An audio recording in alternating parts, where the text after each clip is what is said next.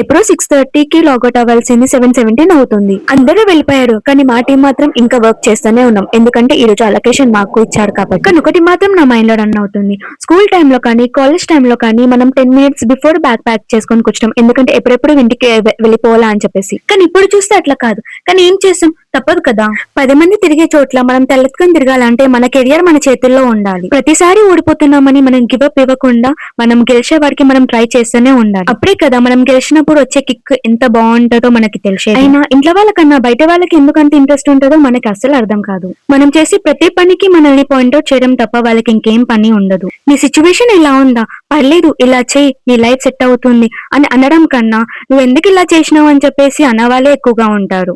Point out చేసే ప్రతి ఒక్కరికి మనం ఇచ్చే సమాధానం మన సక్సెస్ మాత్రమే. ఎందుకంటే బురదొచ్చి మన మీద పడ్డదని చెప్పేసి కోపంతో పోయి తంతే ఏమవుతుంది, రివర్స్ మన మీదనే కదా పడేది. ఎనీవేస్, వాళ్ళ కోసం వీళ్ళ కోసం అని కాదు, మన కోసం మనం సక్సెస్ అవ్వాలి. ఎనీవేస్, ఇప్పటికీ ఛానల్ ఎట్ అయిపోయింది. బాయ్ బెస్టో, సబ్స్క్రైబ్ టు మై ఛానల్.